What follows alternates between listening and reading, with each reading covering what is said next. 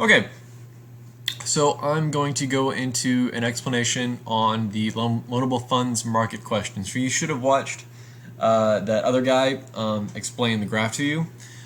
So I'm going to go ahead because he already had making PowerPoints is really time consuming. So I had him go ahead and explain that for you. So now I'm going to go into the question. So here we go. So loanable funds market.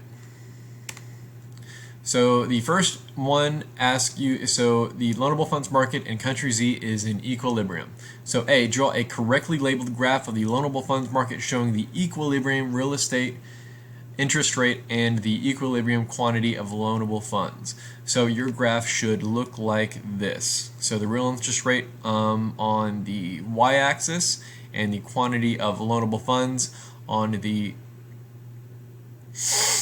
x-axis.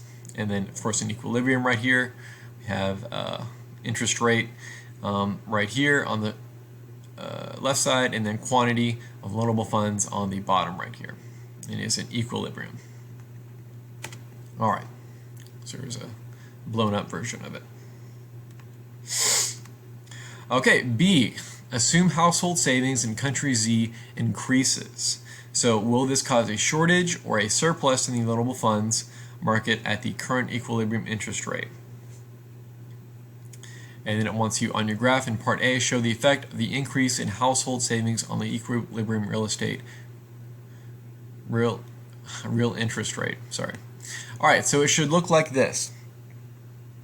So it is going to be a right shift in the supply of loanable funds. So this is going to decrease the interest rate, so it's going to go down.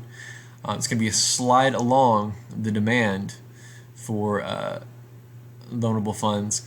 It's going to increase the supply. So this will cause a shortage in the loanable funds market at the equilibrium real interest rate, and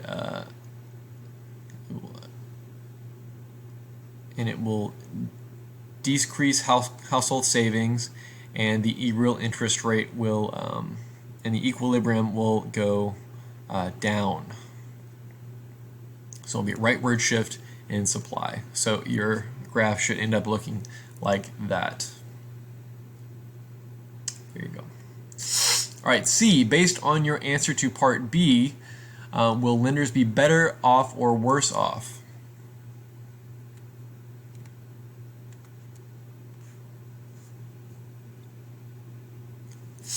So the answer states that lenders will be worse off. Why? Because lenders are having to lend out much more money at lower interest rates. So this is bad for them. So they are, the economy is, the equilibrium is going down, the supply is up. So loanable funds are continuing having to be loaned out to people. So lenders are in a bad place because they're having to loan these funds out at a cost to them. So this will be worse off for lenders. D, based on your answer to part B, what will happen to investment spending in country Z? Explain. So your answer should be, the response states that the investment spending will increase, and explains that a decrease in real interest rates reduces the cost of borrowing, which increases investment spending. So if there's a decrease in real interest rates, this is going to, so people are going to have more money because interest rates are low. So going back to the money market graph, so if real interest rates are low, so if there's a decrease in interest rates, there's going to be more money demanded. So people are going to have more money, and so the cost of borrowing, so it's going to reduce the cost of borrowing. So people are going to borrow money more, which is going to increase investment spending. And that is the end of that. If you have any more questions, please let me know.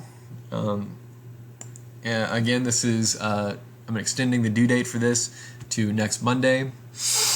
and for you at the end of the day next Monday. So please get that in by next week. And that's all. Thank you.